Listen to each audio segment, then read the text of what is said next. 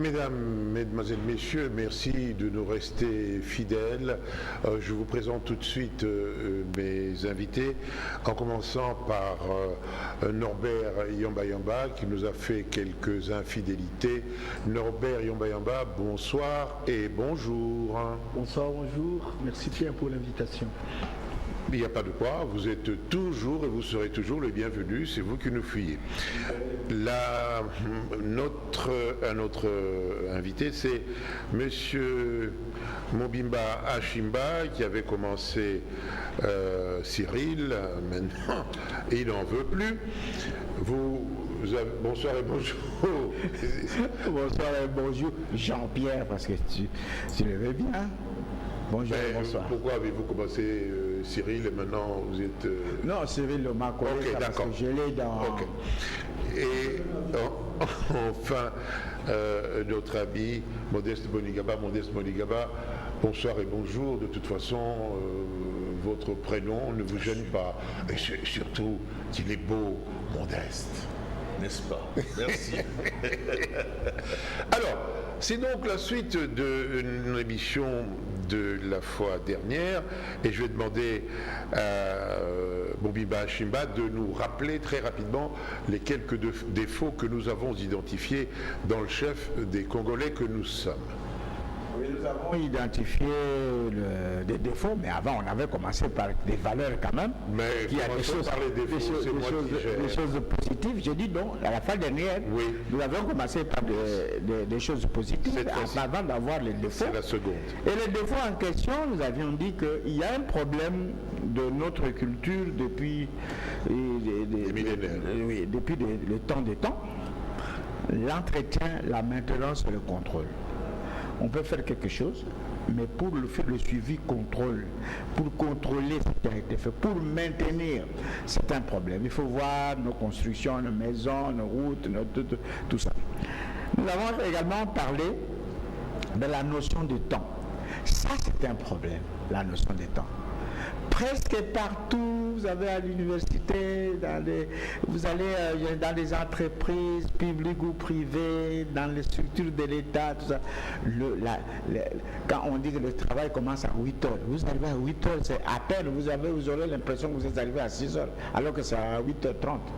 À 8h30, 9h, vous avez l'impression que c'est à 6 heures que vous êtes arrivé, avant donc l'heure du travail. Il y a également la notion où on dit voilà, on va se rencontrer ici à 15h. Eh bien, à 15h, nous attendons l'autorité qui doit venir. L'autorité, c'est Jean-Pierre Kibambi Shintoa qui doit venir. Il doit être à 15h pour prendre la parole. Et vous êtes là déjà à 14h30, 14h45, mise en place terminée. Et à 15h, M. Jean-Pierre n'est pas là. Alors vous êtes à 15h30. Et c'est vers 16h que vous allez le voir venir. Et quand vous lui posez la question, il dit non, il faut que les gens sentent qu'il y a l'autorité qui arrive, qu'ils regardent le montre, qu'ils commencent à s'embêter parce que j'ai fait le poids de mon autorité sur eux. Mais en réalité, c'est le poids de la médiocrité. Alors, il y a le problème des temps, il y a le problème de la corruption et de la prédation. La corruption, aujourd'hui, c'est même au niveau endémique. Je vous ai demandé de citer. La corruption et la prédation en réseau. Nous avons parlé du souci de l'autre et des soucis de l'environnement. Et nous avons parlé de la retenue parce qu'il y a des interdits, parce qu'il y a quelque chose que je ne peux pas faire parce que c'est interdit, comme nous avions parlé déjà ici au plateau des vigilants. Et voilà que nous avons perdu tout ça, auquel on peut ajouter d'autres notions, mais c'était là. Maintenant, nous en venons aux qualités. Le qualité, notamment, j'avais personnellement parlé de l'intuition à la recomposition qualitative. Intuition à la recomposition qualitative, où c'est une dynamique recréatrice.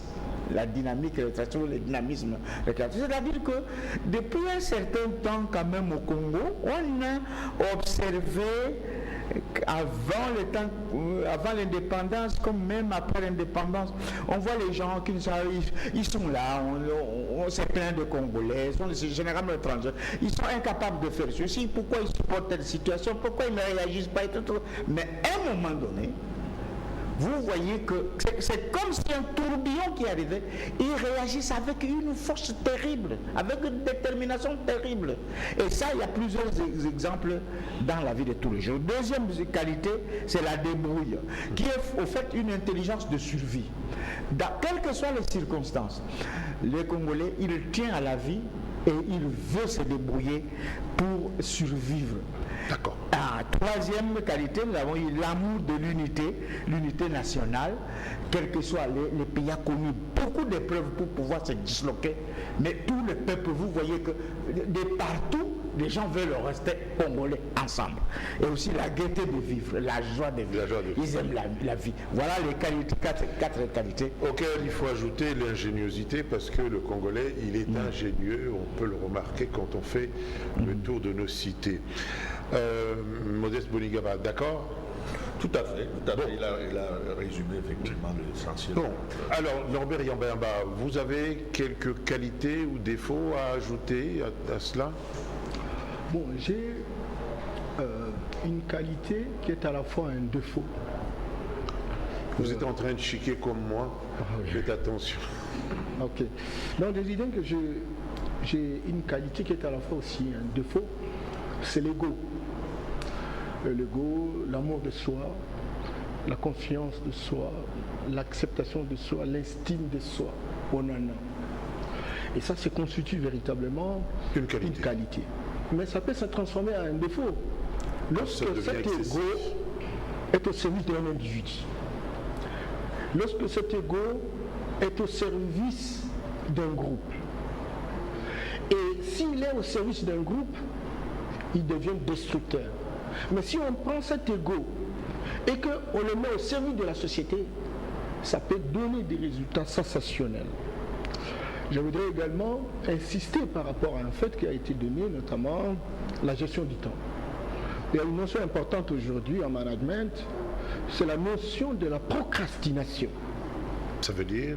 Ça veut dire qu'il y a des gens qui ont des choses à faire, mais qui croient qu'ils ont toujours le temps pour le faire. Ce qu'on dit généralement, on reporte au lendemain ce qu'on peut faire aujourd'hui. Et des temps, on vient de faire parce que les ministres, c'est de l'argent, et donc, je vais faire demain, je vais faire demain. Et c'est comme ça que certaines capacités d'initiative sont inhibées, simplement parce que quelqu'un croit qu'il a toujours le temps, il peut faire toute une année sans pour autant propulser ce qu'il voudrait. Et puis la mort peut vous surprendre. La mort peut vous surprendre. Or, actuellement, comme nous sommes dans un monde qui se modernise, etc., qui bouge, il y a moyen de comprendre que le temps devient un élément important dans la planification. Et on ne peut pas avoir des résultats si on ne planifie pas.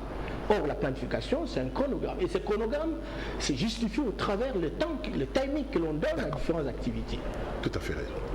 Et donc, je voudrais également insister sur le fait que la question de la capacité d'initiative dans notre pays.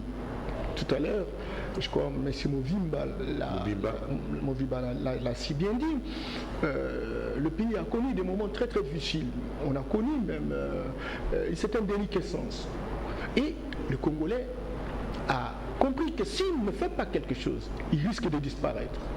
Et c'est comme ça qu'il s'est lancé dans la débrouille, où vous trouvez à chaque cri, etc., des familles qui vivent à cause d'initiatives et qui sortent 4 heures, 3 heures, essentiellement pour travailler. Ça, c'est un capital important qu'il faut consolider et booster pour que véritablement les choses se réalisent. Mais il faut également reconnaître que nous avons une certaine solidarité, ne vous en faites pas. Si ça ne marche pas, si j'ai des difficultés, je peux dire, je vais aller chez M. Kibambi. Solidarité qui se manifeste souvent trop tard, hein, parce qu'on la remarque surtout dans les deuils, alors qu'on aurait dû la remarquer quand l'homme est malade. Enfin, et ça, c'est la responsabilité à un moment donné de l'État qui doit organiser, structurer cette solidarité. Parce qu'il y a des individus, ils manifestent le désir de pouvoir avoir un bonheur partagé avec les autres. Il semble qu'ils sont bloqués par des moyens, etc. La conjoncture. Si l'État organise cette solidarité et construit un esprit, fait une déprogrammation mentale, je pense qu'on peut y arriver et ce sont des des socles qui nous permettent véritablement de booster la République. Et ce sont les qualités et les défauts mêlés. Là, vous n'avez donné que... J'ai donné certaines qualités comme la solidarité, mais que j'estime être une fondation qui doit être construite au travers d'une structuration qui doit être montée par l'État. Parce qu'il y a déjà une disposition interne qui nous expose véritablement à construire. Mais en Europe, on parle plus de, comment je veux dire, de l'égoïsme. Est-ce que c'est l'État qui a fait que l'Europe soit constituée des personnes égoïstes fondamentalement, de manière générale? L'État, c'est une entreprise. Et comme pour reprendre le terme qu'aime beaucoup Modeste, nous sommes des actionnaires. Et donc l'État n'a de moyens que les moyens qui viennent de ses concitoyens. Et donc, parce que ce sont les concitoyens qui sont des pourvoyeurs, et donc l'État organise de telle sorte qu'à leur renvoyer l'ascenseur. En tant que tel, chacun sait que pour qu'on me renvoie l'ascenseur, pour que la situation change, je dois montrer mes capacités, c'est pas d'entrepreneur. Ok, vous n'avez donné que les qualités. Et maintenant, quelques défauts quand même. Faisons-nous violence. Il y a des défauts. Vous savez, chez nous, c'est... comme on l'a dit, le nivellement vers le bas, la jalousie. Monsieur Kebambi, expérimenté, avec une expertise qui traverse les frontières, il monte une entreprise, une chaîne qui fonctionne bien. Au lieu que j'imite et que je l'approche pour que je puisse réaliser quelque chose, je commence à les tirer vers le bas. Ça, c'est un problème réel. Et puis bon, quand on est dans un groupe, au lieu qu'on apporte des idées innovantes qui permettent au groupe d'avancer, on ne veut pas donner cette possibilité à la personne qui est visible par rapport au groupe, parce qu'on risque de dire mais il a réussi et que voilà, ça vient de nous, etc. Et tout cela faisant combine montre que nous n'avons pas encore une vision groupale qui nous permette ensemble, pour reprendre ce que disait mon frère Movimba, que nous sommes une communauté. Nous sommes une communauté, mais une communauté a un esprit de partage de responsabilités, un esprit de mutualisation des efforts, un esprit de synergie gagnante. Nous ne sommes pas encore à ce niveau-là. Merci Norbert Yamba, Modeste Bonigaba.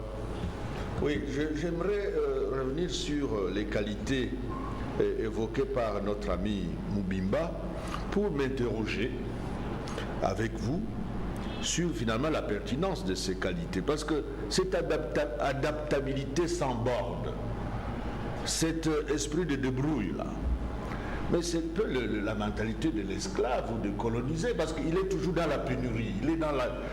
Donc c'est la pauvreté qui crée ça. Donc il est obligé pour survivre... De faire la cueillette. Oui, de trouver des petits moyens pour ne pas disparaître. Donc finalement, est-ce que c'est une qualité? À ce moment-là, on peut se poser la question. Oui, mais à ce moment-là, on vous posera la question justement, si on ne fait pas ça, on allait mourir. Donc ça veut dire qu'il faut d'abord se libérer de l'asservissement dans lequel on se trouve pour enfin s'épanouir et faire les choses selon effectivement ses désirs et ses besoins. Mais lorsque on se dit, bon, ben, c'est Dieu qui a voulu, on est prêt, donc on est résigné. En fait, c'est la résignation qui vous pousse à ne plus chercher à sortir d'un état d'asservissement pour avoir tous les moyens humains qui vous permettent de vous épanouir.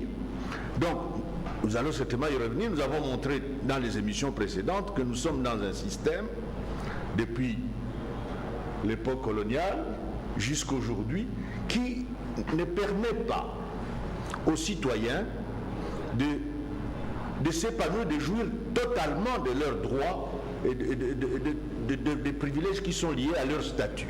Donc, si nous continuons à considérer ça comme une qualité, ce sera peut-être une façon de dire, bon écoutez, bon, les continuons à nous résigner. Oui, continuons à subir ça. On va vous dire qu'aujourd'hui, vous n'avez plus que, par exemple, 5 heures par jour pour travailler, le reste vous devez rester à la maison, vous allez vous adapter toujours. Donc c'est vrai qu'il faut s'adapter, mais en même temps il faut On a quand bien même, compris. Alors, je crois que Mobimba va vous répondre. Ce sont des thématiques très sensibles et difficiles à développer en peu de temps. Je vais essayer quand même de le faire. Regardez, le gros problème que nous avons, c'est parce que nous sortons d'un système pour entrer dans un autre système qui sont tout à fait différents. Sans transition. Sans transition. Nous sortons d'un système, c'est-à-dire que la vie du négro africain, du Muntu, tel qu'elle est organisée depuis des siècles, si pas des millénaires, c'est différent de la vie de l'occidental, puisque finalement la mondialisation que nous avons aussi, c'est l'occidentalisation, la vie de l'occidental dans son milieu. Et la colonisation nous arrache de ce milieu pour nous faire entrer dans ce système sans aucune préparation. Et nous sommes en train d'évoluer sans finalement nous retrouver. C'est-à-dire que nous sommes coupés, je le dis très souvent, et de l'Afrique qui aurait dû être notre socle, notre culture, et coupés également de l'Occident parce que malgré nos études, notre façon de nous habiller, nous ne sommes pas devenus des Occidentaux. Et donc, nous sommes coupés, nous sommes dans le vide, sans socle. Et c'est ça qui est le problème. Parce que si nous parlons de la débrouille, pourquoi la débrouille? Elle peut devenir quelque chose